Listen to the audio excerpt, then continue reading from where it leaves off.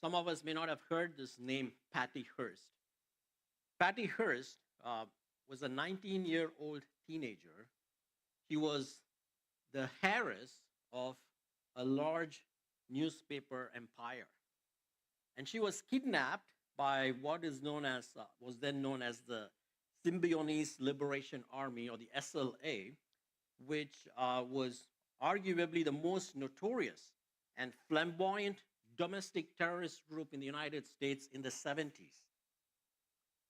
But what was very puzzling was this hit the spotlight in national media, and very soon, what intrigued everyone was they found that she had actually joined this terrorist group once she was kidnapped.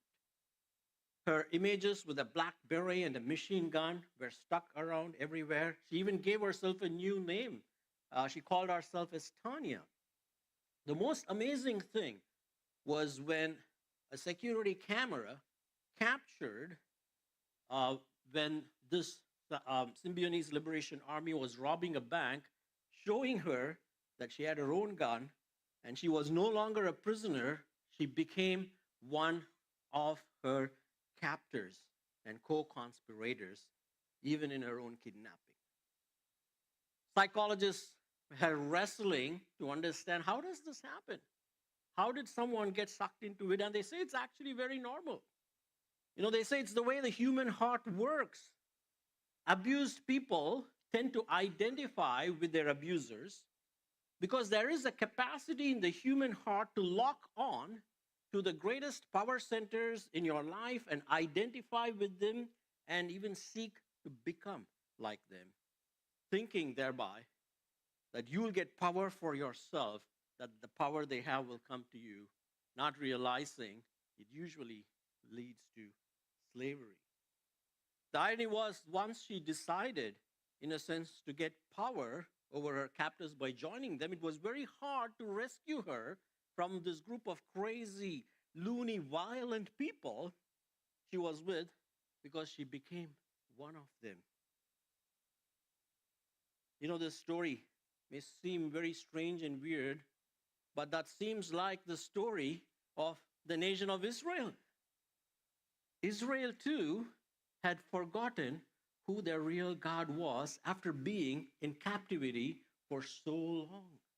In fact, even after they were freed from captivity and they were in the desert, in God's presence, richly experiencing everything God gave them, they went and complained to Moses, saying that they would rather go back to captivity and have their 3 meals a day and water rather than be by themselves here in the desert.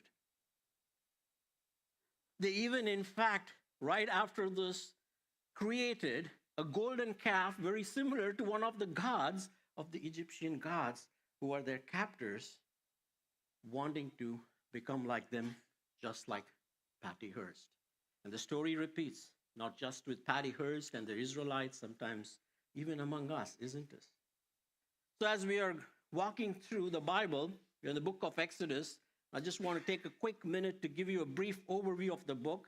The book of Exodus can be divided into 3 parts. The first 19 chapters of the book of Exodus is the story of how God rescues the nation of Israel, and they make their way to Sinai Peninsula, where Moses had his first encounter in the burning bush with God, and God told Moses, you will come back. And that's happening right now, which is what we are going to go into today.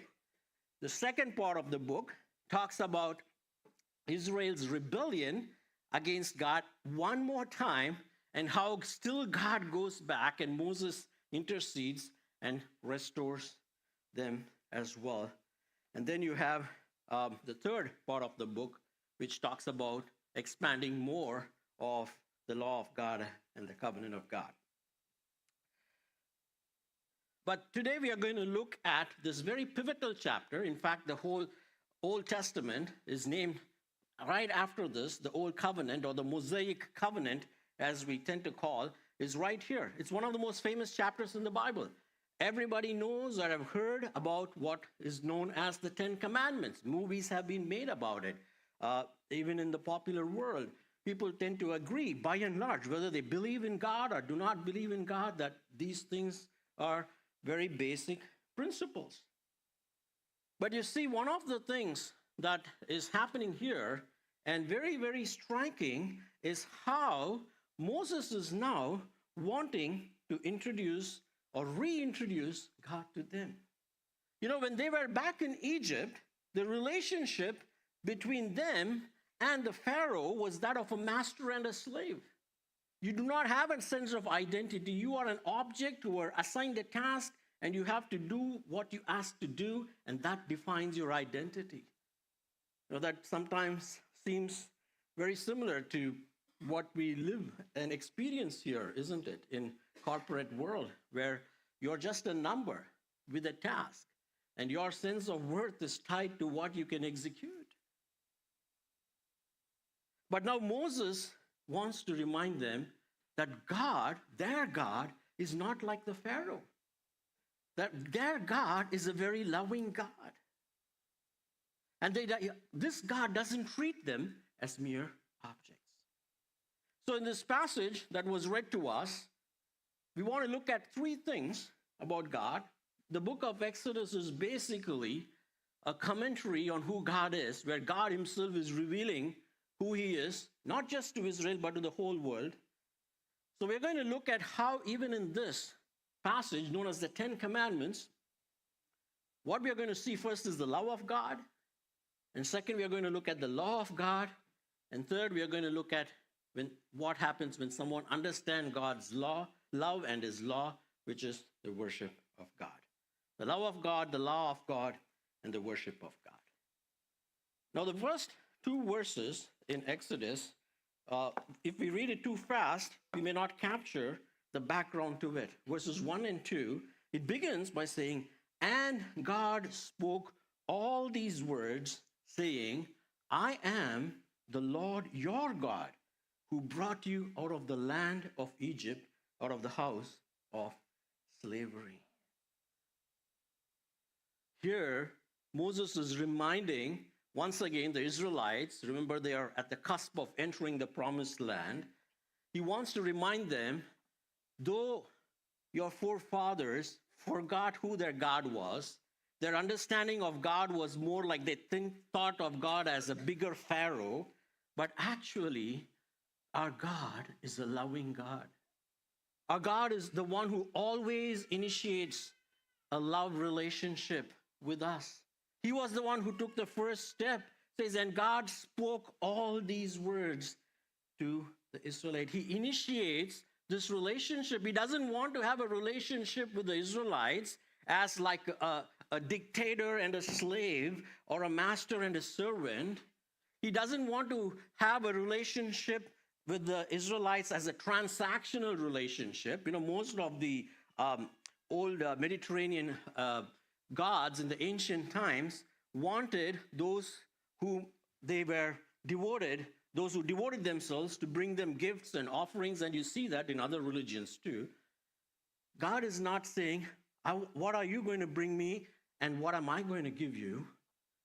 That's not how God is binding that relationship. He wants to bind his relationship in a covenantal way. Our God is a God who makes a covenant and saying, I will be your God, you will be my people, no matter what. And that's why you will see as we read throughout the Bible, again and again and again, it is God who always takes the first step. And we see that here. This, and God spoke these words. So Moses wants the Israelites to know, and you and I to know, how special we are to God. He wants us to know who we are. He wants us to know who our God is and what did he do. And the reason this is very important right now in history for the nation of Israel is they are going to enter into uncharted territories. They are going to become, if we have to use contemporary jargon, a startup nation. They're going to literally start from scratch. You know, startups are so hard. Only 1 in 20 startups make it, even in a small company. Now, how do you try to do a startup nation with absolutely nothing? Everywhere you have hostile forces, and God is saying, I'm going to make you a nation. That's going to be your land. And that's who I'm going to make you be. And especially since they had zero experience. They remained nationless for nearly 5 centuries. And God is giving them a promised land. And they have to now know who their God is. And they have to show and model to the rest of the world what it means to be a godly nation, because their calling always was that Israel will be a light to the nations. The whole world is watching. So when they read this, the thought that is probably going on in their minds, and Moses is thinking that will go on in their minds, is, you lost your parents in the wilderness. Remember, their parents were all dead, except as they're going to enter in, the only people in their father's generation was Caleb and Joshua and Moses. Your parents did not get it. They did not get me. They did not get my plans. They did not get my purposes. They were not receptive to my provisions. Because so far, in these past 19 chapters, if you read through them quickly, what has happened is they escaped through the Red Sea in this grand, flamboyant display of God's power in one of the greatest acts of history. They watched the destruction of the mighty Pharaoh and his forces under the Red Sea. Archaeologists recently found evidence of that. They witnessed supernatural provision in the wilderness. And again, it was about just 2 things, water and food. They would not have water, they would not have food, and God would supernaturally provide them. They experienced seeing God go as a pillar of cloud by night and fire by day. And after meeting all their basic needs, their anxieties, and as they are settled and they are here in Mount Sinai, God now wants to tell them, all right, I'm going to make you ready to start a new nation. But first of all, I want you to know who you are and who I am. And he wants them to know by revealing that he's a loving God. You know, the love of God precedes the law of God. If you flip the whole thing around, it becomes a completely different religion. And to communicate that love, God speaks. You know, in fact, 10 commandments may not be the right description for this, because nowhere it says these are commandments. It only says God spoke. These were the words of God. So sometimes the people use the word decalogue. These were 10 decalogue or logos, which is the word of God. The 10 words that God speaks, the 10 crucial important words he wants them to know. So he speaks first, and by that he wants to remind them, Israel, I didn't just create you. My concern was not just to give you food and water and light and sun and rain, and then I didn't want to leave you high and dry in the desert to figure things out. I'm making a covenant with you again. He made a covenant with their forefathers that they have long forgotten, with Abraham, Isaac, Jacob, and Joseph. Long lost in memory. So he is once again making or reiterating his covenant like we read in our catechism today. He is introducing himself to them one more time as their covenantal God. And just like how their ancestors who had this covenantal relationship, this deep, intimate relationship, always were able to hear God speak to them. God spoke to Adam and Eve. He spoke to Noah. He spoke to Abraham. He spoke to Isaac. He spoke to Jacob. Now God is saying, I'm going to speak to all of you. And this is the most amazing thing. God spoke to Moses, and they know this. Those were all individual experiences of these great leaders. But now God is saying, I'm going to speak to all of you. And you know how many of them there were? There were not 10, 20, 100,000, 600,000 men, and they say the estimate was around 2 to 3 million people. It says, I see each one of you. I want to have a personal relationship with every one of you. I want to have a covenantal love relationship with each one of you. So I'm going to speak to all of you. So come around to this mountain.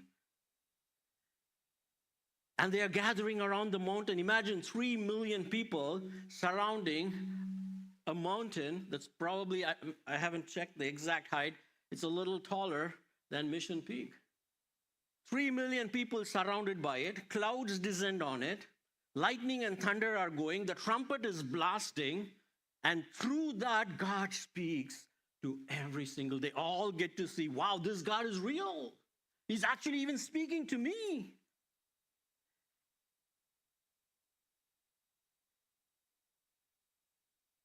And there was a reason he had to do that.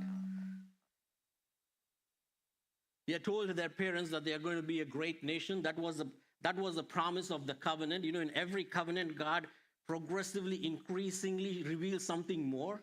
Just what is enough for you and I to know. You know, that's how God always speaks. He cannot reveal everything about him to us in one shot. You and I will not be able to understand or take it. Sometimes we have to be careful what we are asking for. And you will see that the response of the Israelites in the end, when they heard God speak, they said, please stop, that's too much. And so now, at this point, what they needed to know, since they are already a nation, the covenantal promise of Abraham is already seeing fruit. They are like the stars of the sky and the sands of the sea. God is telling them something more, which is, now I want to tell you how you can be my people. That's his heart. His commands were not some arbitrary commands that were meant to make life difficult. They were the roadmap for people to live a life of purpose, fulfillment, and holiness. So the reason I'm covenanting with you, the reason I keep coming after you is I want to make you after my own heart. I care about you and my heart. And so it begins, and this is classic. Though the word covenant is not explicitly used in this text, it has all the elements of a covenant. You know, the contemporary word for covenant is a contract. And in olden times, when a king conquers a nation, he would go and make a covenant where he is the ruler and they are the subjects. And he will say, if you want to be part of my kingdom and my territory, these are the terms. So it's sort of similar language, but it doesn't have all the elements of it. So he identifies who he is. He's saying he's this loving God. And then he talks about what is it that he is expecting of his kingdom people. And then begins to talk about the law of God. And that's what we're going to look at. If we miss this first part, that the reason God spoke was actually an expression of his love, the commandments become completely distorted. And we're going to look at these next several verses as they unpack the law of God.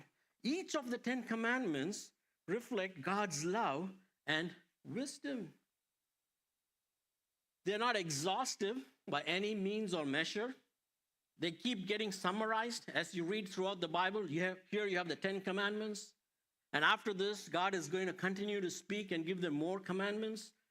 And theologians say there's somewhere around between 602 to 630 commands or laws in the Old Testament.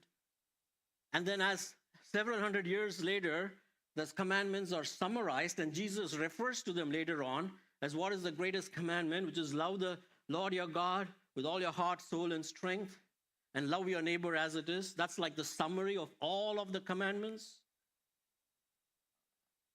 So these 10 are not like the absolute, only essential rule of life, and people understood it. This was commonsensical commandments or principles.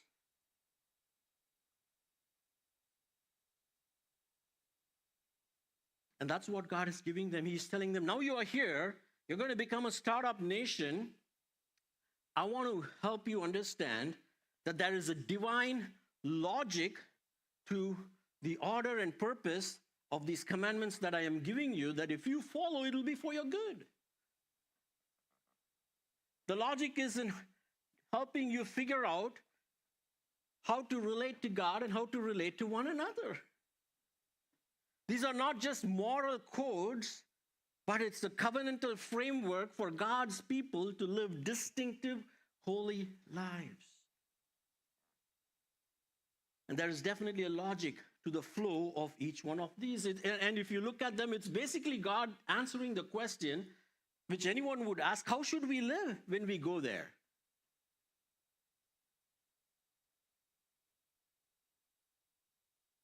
And that is what God is answering to them here. And so each of these covenants has a beautiful logical flow to it. You cannot just cherry pick, I like only this and not that. This makes sense and that doesn't make sense. That's not how it works. He's giving them a blueprint of how to build their life in a new country. And we all need that, isn't it? Sometimes life can get so busy and we even forget the very basic questions that you and I need to be asking. Questions such as, why am I here? What is the purpose of my life? What happens to me once I leave this world? All of those questions. God is saying, you have a purpose, my dear children, and I have a vision, and this is how I want you to build your life. And it starts first with your relationship with me. It first starts with you figuring out what is your real purpose. We were going on a road trip once, and it was to an Airbnb, and the host usually gives a description of how to find the place. I didn't really read that description too carefully. We were just so carried away by the pictures and how the house was looking. And we had a nice rental car. So I was so caught up with enjoying the drive and punched the location in Google Maps. And we started driving, and slowly we started realizing it moved from a highway to a small road, and from a small road to a muddy road, and from a muddy road into what they call as a tractor road. That's like a road that's only meant for tractors, where it's very up and down, and it started getting scary, and it started getting darker, and we all got anxious. And then I called the host, and I said, we are lost. And he immediately knew. He said, oh, are you on the tractor road? And I said, yes, how did you know? He says, everybody does this. They don't read the plan and the map. I have told them, do not follow Google Maps. Follow my instructions. And then we opened up, and lo and behold, he had very detailed instructions. And men, we don't like reading instructions, like just do it. There's a map, and it says clearly, do not turn left. Go straight. And thankfully, we were able to find our way back and get back on the road. We made it a little later after nightfall. God does not want the Israelites to do that mistake. I don't want you to start building your life on some things you think is important and then figuring out, oops, we went the wrong way. So I want to give you the blueprint. This is the logic of how to build your life. How do I live successful life and a happy life and a prosperous life? No matter who you are, where you are from, what you believe, what you do not believe. God says it starts first with figuring out, who do you believe? And that's the very first commandment. He says, you shall have no other gods before me. First thing he wants them to know is know your God. Discover your true north. If you're hiking, you need to know what is the true north, and you need a compass that will guide your true north. You need to know the question to the answer, what is truth? What do I believe about truth? Is there truth? Is there something called objective truth in this world? It is nice to hear someone say, well, all religions point to the same God, or all philosophies talk about the same thing. Well, that statement itself needs to be asked, is that true? Even for that statement to be true, you need to believe in an absolute truth. That's the most important question of your life. And you need to figure that out. I'm just going to quickly survey through these commandments. At some point, I'd love to come back and do a sermon on each one of these.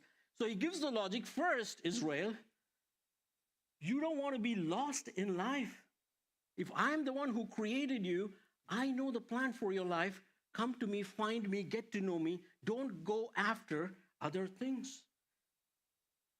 And right after that, the logic goes, he says, you shall not make for yourself a carved image or any likeness of anything that is in heaven above, or that is on the earth beneath, or that is in the water under the earth. What he's basically saying is, don't make anything else more important than me in your life. Don't trust other things. They will not give you what only I can give. They are empty and will not give you happiness and joy. You know, John Calvin said this. He says, man's nature, about man's nature, he says, man's nature, so to speak, is a perpetual factory of idols. He says, a human nature always has a tendency to gravitate towards making an idol out of everything. And sometimes you may wonder, why is the Bible so repetitive? Why is it saying the same thing again and again and again? Well, that's because we do the same mistake again and again and again. And therefore, we need to be reminded of the same thing again and again and again, which is a gracious thing, isn't it? Because we perpetually manufacture idols in our heart.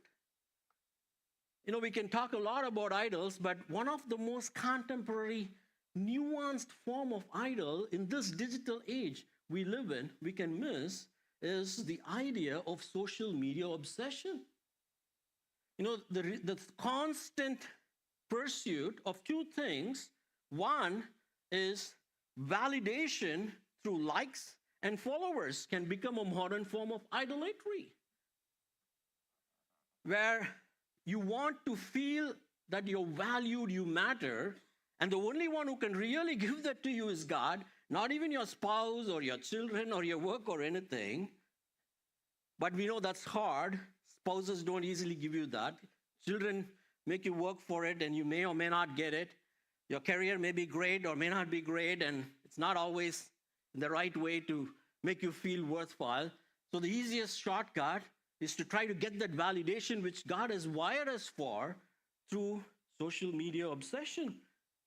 I feel I'm worthful if people like me, or in relationships, going after that, where we seek approval from others than God. And the second way is through instant gratification.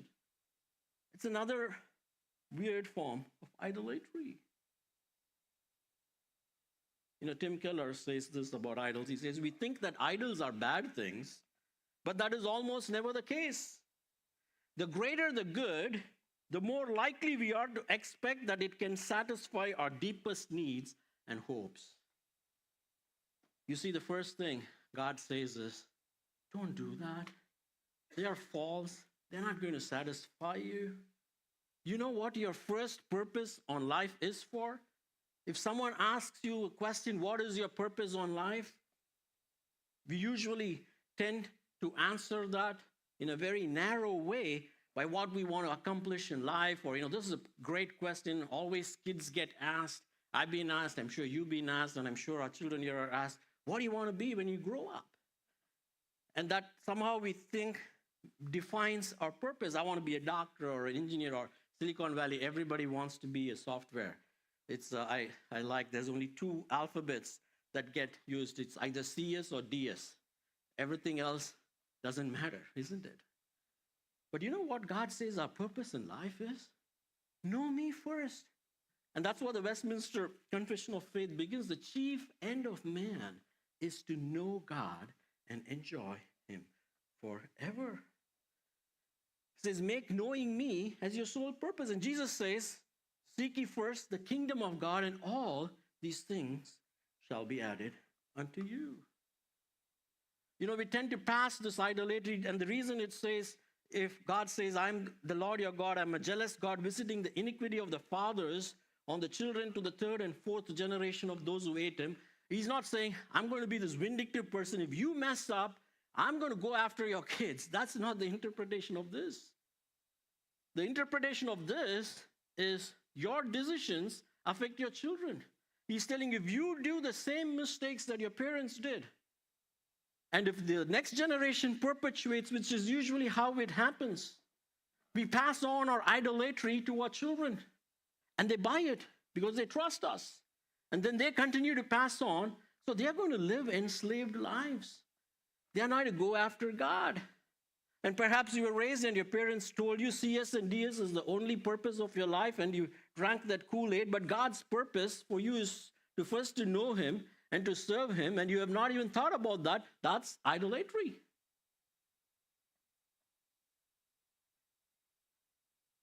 You know, ancient people, especially in the time of Israel, had three categories of God. The three categories, we'll spend a little more time on this. I'm not going to spend as much time on each of them, but I think this is important for us. Is that they all had an individual God, they had a family God, and they had a national God, including the Israelites.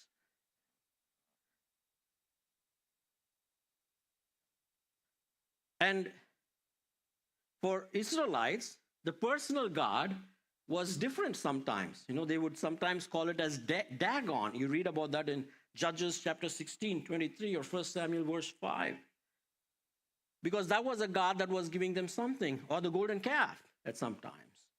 And they would sometimes have Baal as their family God.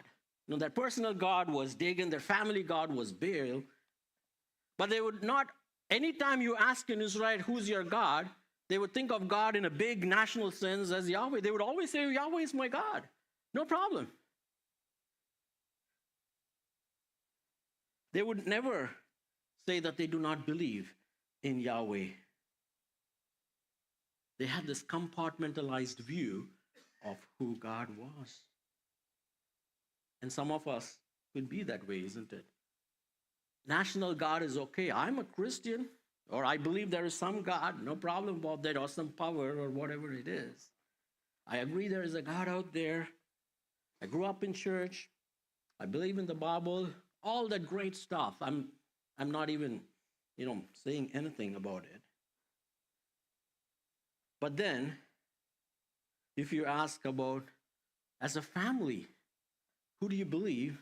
And ask them to tell a little bit more about their God, that God may sound sometimes a little different than the God of the Bible. It may sound like this Baal, or a God who is like this constant ATM machine, giving them everything they want, or like a walking ambulance, healing all the diseases all the time, because I want my family to be fine, I want myself to be fine, because that's the God sometimes we tend to make up in our imagination.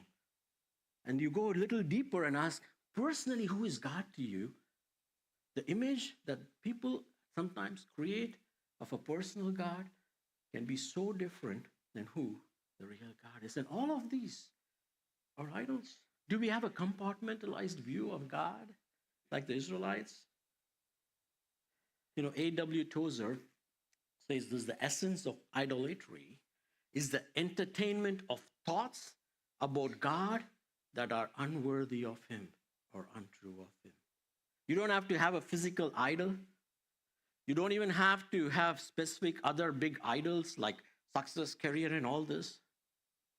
But if you have this compartmentalized view of God, you operate differently in these different realms, then that's idolatry.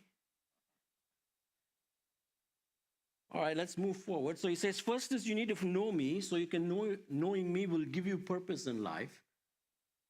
And you need to know what I am and what I am not go after these other things.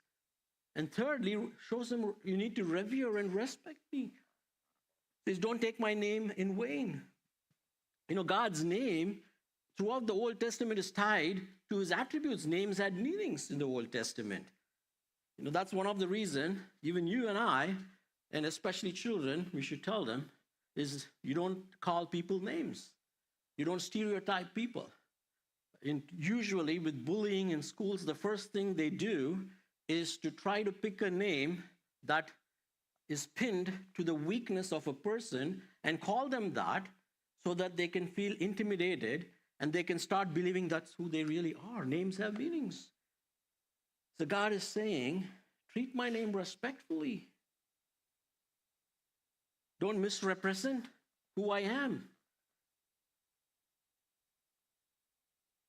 And fourth, he talks about explicitly again, you shall not make for yourself a carved image or any likeness of anything that is above. Oh, sorry, I'm not. No, it moves on to Sabbath. He talks about worship. It says, remember the Sabbath day to keep it holy. There are only two of the 10 commandments that take up a lot of space. One is about worship, and the other we're going to come and see is about parenting. He's saying if you want to have this great relationship with me, if you want to understand your life, if you keep asking all these questions, why am I here for? What's the purpose of my life? Why did bad things happen to me? Why is there evil in this world? Why am I suffering so much? Well, you cannot find answers without knowing me. And to know me, you need to worship me the way I have to be worshiped. Worship involves stopping giving our attention or time and energy to other things that we normally do during the week and giving undivided attention to God in words and actions. That's how all these things can come together. In words, by coming physically to a place like this, singing, praying, hearing God's word. And in action is by resting. What he says is not just, I really don't want you to treat the Sunday morning church service time as Sabbath. The whole day is the Lord's day, and the model and inspiration he gives is to creation, to what God himself did. Where God rested on the seventh day. Well, God rested on the seventh day from creating anything, but he never rests. He's continually at work to make sure you and I and this whole world and everything is working to perfection. And if we believe in that God, we can rest. God designed rest for our good because we can reset every week. If we are going to continue to do the same thing we do 6 days a week, even on the seventh day, you're going to burn out.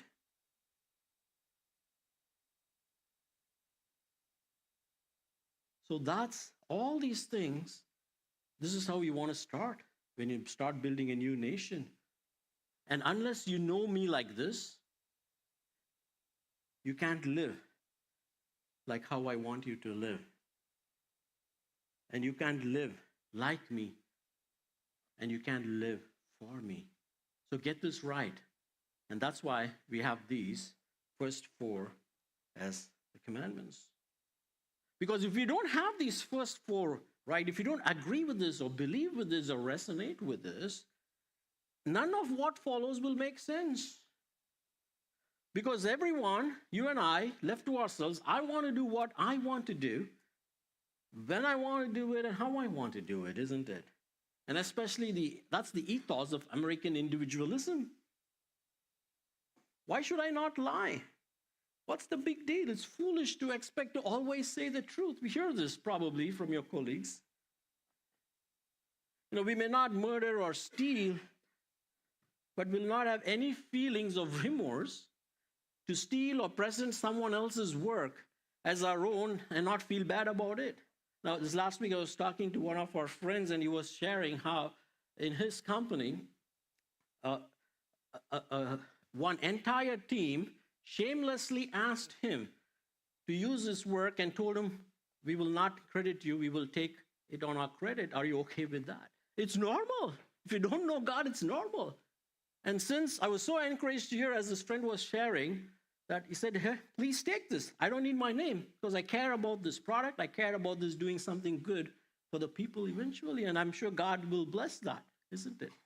But if you don't know and agree with this God, so what? Because it's all about me, isn't it? That's countercultural living. You will not be able to get that. So once you have known God and you have set your priorities right, you will seek to live for him. You will learn to worship him. Your life can now spill into showing this love that God has shown you to others as you have discovered him. He created you, he redeemed you, and brought you so far. And this is how you're going to start showing your love for others. And guess where the first place it starts? is the home. And that's why it begins with honor your father and mother, that your days may be long in the land that the Lord your God is giving you. And there is a beautiful connection to it. You know, parents are supposed to represent God and his plans and his thoughts to us as children. So love starts at home. Love begins at home. And children, this is a very important command that God gives. Your parents have been expressions of God's love to you, and that's the reason you need to honor them and listen to them.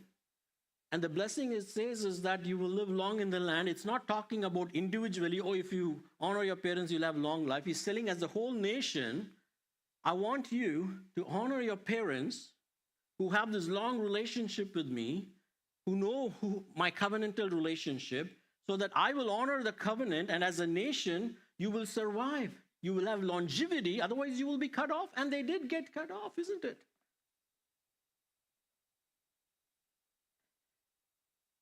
And after that, this love that starts from the home has to spread out. It says, do not murder. You know, there's NIV has a different translation, says, do not kill. There's a difference between killing and murder. Murder is something you do for your own personal selfish gain. And the root of murder is anger. You don't get something from someone, and immediately all of that spills into literally taking life away. We saw that in Genesis. Immediately after the fall, the first thing that happens was murder. I want something, I'm not getting what I want, so I will be angry. I have the right to be angry, and that's the demonstration of absolute lack of love. You can literally kill a person, or especially in marriage, you can kill the spirit of a person with your words that can be as lethal as pointed arrows, or worse than bullets from a machine gun that can destroy and kill a person's spirit. Because I don't get what I want. Self-centeredness.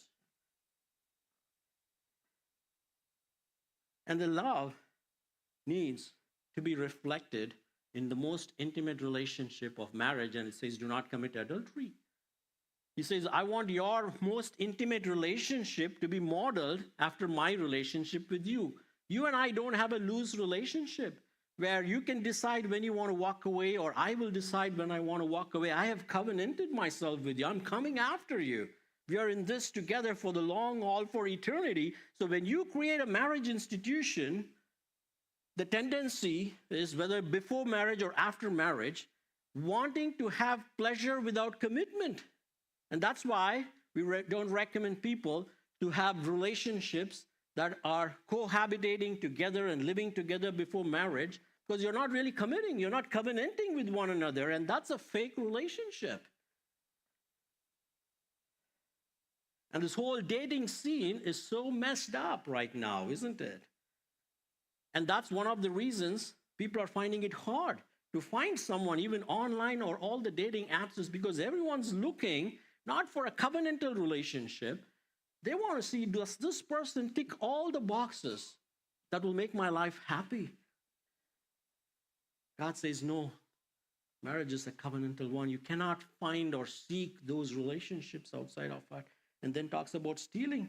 The root of stealing is jealousy. When we steal something, it's about, we take something that belongs to someone, and you know what happens? They don't have that for themselves to relish. And then he talks about false witness.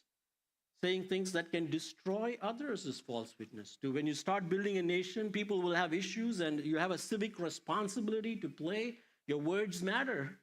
But also, false witness is saying wrong things about people through slander or gossip. And lastly, he talks about coveting. And this is the non-quantifiable one. It's the internal heart thing, which is wanting what others want, which is the root of others. So this is how God wants you to live. How do you live? This can seem exhausting, isn't it? Surprisingly, in the New Testament, in Mark chapter 10, you see there is a rich young ruler who comes to Jesus and asks Jesus, how then should I live? And Jesus tells him, well, you know the old commandment. do not steal, do not commit adultery, and all of this. And he actually tells Jesus, I have done all of these. What would you tell Jesus if Jesus tells you the same question? Obey all my commandments, and then you will have eternal life. That was his question. What must I do to have eternal life? Sounds audacious, isn't it? And just Jesus cleverly leaves out one of the 10 commandments, which is do not covet. And he says, go sell all your stuff and then come after me. And it says he walked away sad, because it's impossible for anyone to all the time, consistently, perfectly obey all of these, because that needs love, and you and I do not have that. And to have a relationship with God, he wants this personal, perfect, perpetual obedience. We keep repeating this so many times, isn't it? None of us can have that.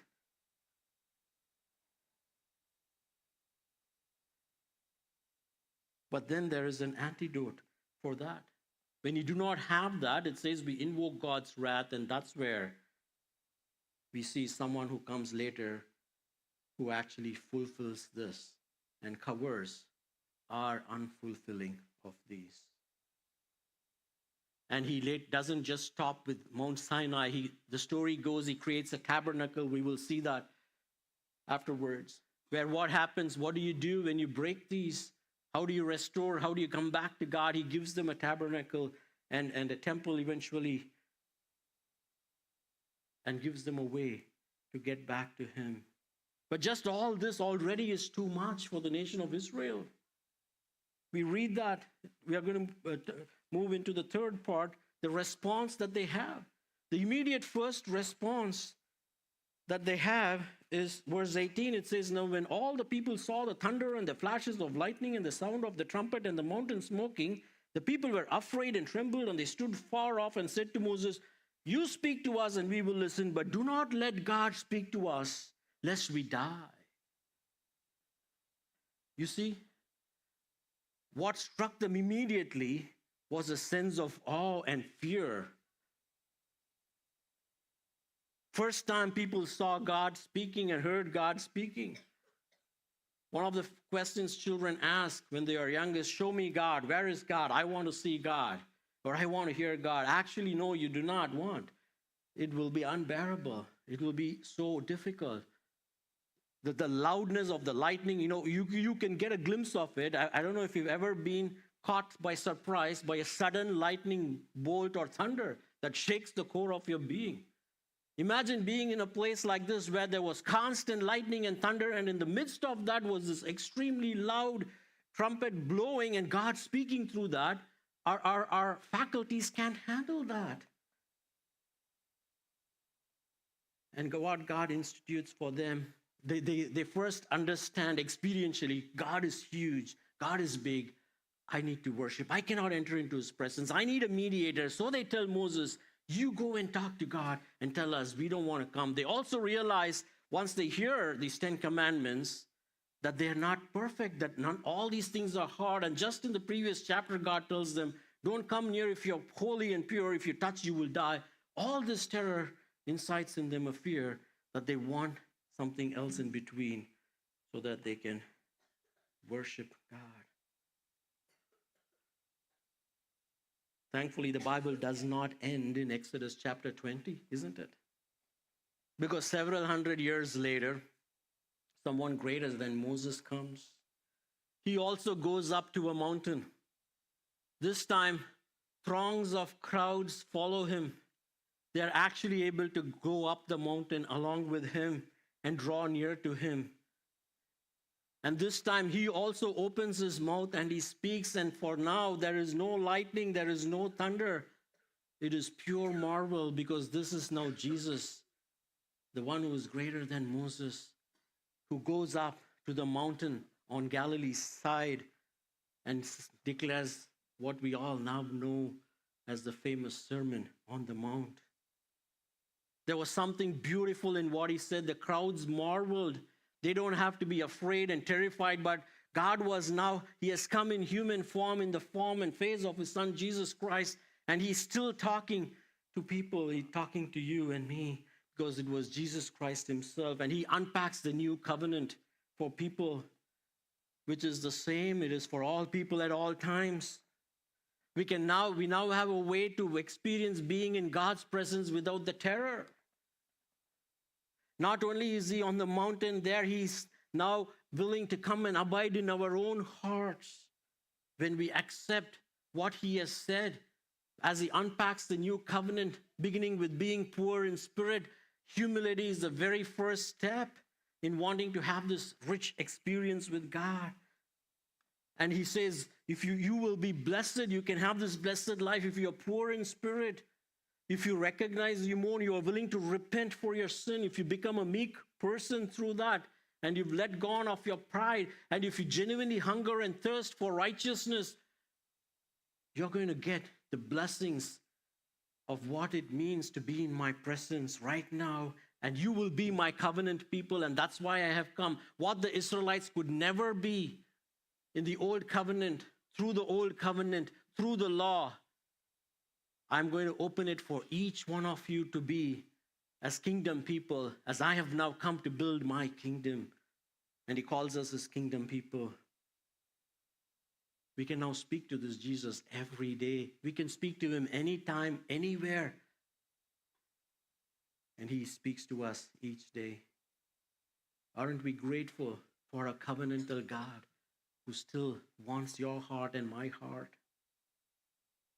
And before I close, I want to leave some applications for us. The first question is, what is your true north? What do you really believe? Do you have a compartmentalized view of God in your life? Is your concept of a personal God and a family God the same as the God of the Bible? Or is it different? Reflect on that. Or is the terror of the old covenant and the 10 commandments, has it struck you at any point of time in your life and made you feel you can never do it and led you to Jesus, led you to examine the Sermon on the Mount? I would encourage you to go and read the Sermon on the Mount in its entirety. You can never get tired of reading it. Those 3 chapters, Matthew 5 to 7. People who know me are so tired of why I keep reiterating that. Because that's the beauty of the new covenant, where Jesus gives the roadmap for what it is. This is the gospel we believe at Spectrum. This is Gospel 101 for us. The Sermon on the Mount. We have a whole series on that. There is a playlist. I love and encourage you to read this. And if you want to become members of our church, or if you would like to serve in leadership capacities, we want you to have an experience of this gospel, this new covenant experience of having this relationship with Jesus. Thirdly, reflect on how you treat worship and rest. And I said last week again, but I want to reiterate today, Sunday mornings are hard. I get it. You can't just flip the switch by walking in and immediately think you can worship God, isn't it?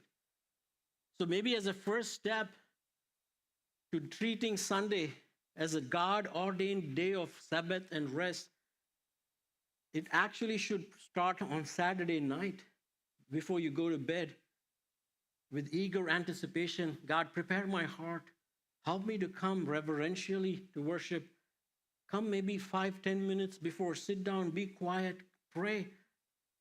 That can be a small first step in treating worship and rest.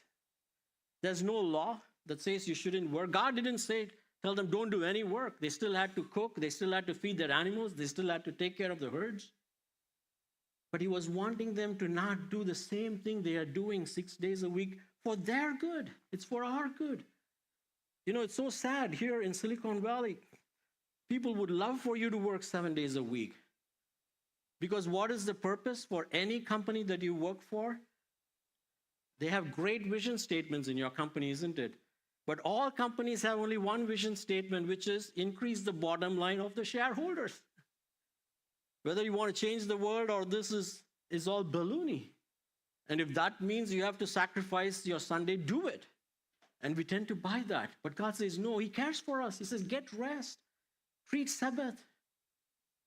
They try to schedule games for our children on that day. They try to put work on that day so that you can always be exhausted. And you can ask people, how are you? I don't know about you. Every time I ask, 9 out of 10 people respond to me, I am tired. Let's take Sabbath rest seriously, my dear friends. And children, for you, honor your parents. And lastly, for all of us, do you have the practice of being in God's presence every day? It's no longer frightening. It's no longer terrorizing. It's beautiful. It's amazing. Enjoying His communion, speaking to Him and listening to Him. He no longer speaks to us through lightning and thunder. He speaks to us through His Word and His Spirit, and it's there for us.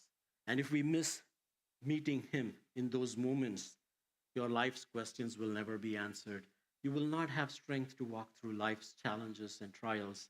And you can ask yourselves all those questions when God has says, I've made a new covenant. I have come to make you my kingdom men and women, and may that be our heart's desire. Let's pray.